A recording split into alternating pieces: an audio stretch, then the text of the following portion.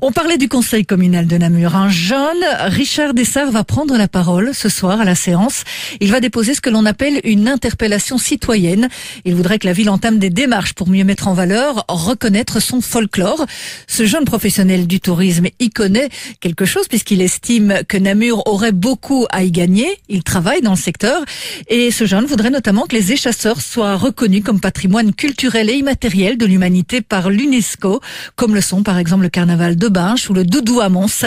Et il a des arguments, ce jeune Richard Dessart. Écoutez-le.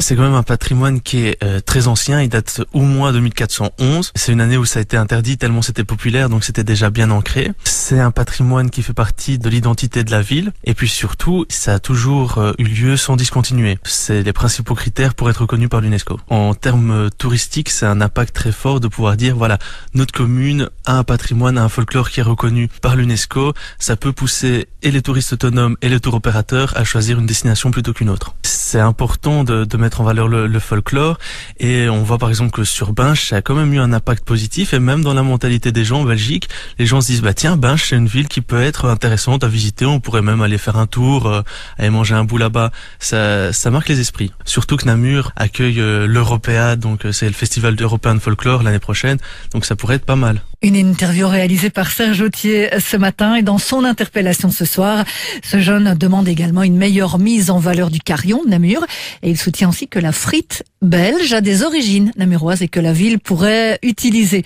cette info dans son offre touristique. Vivacité, bientôt 8h34.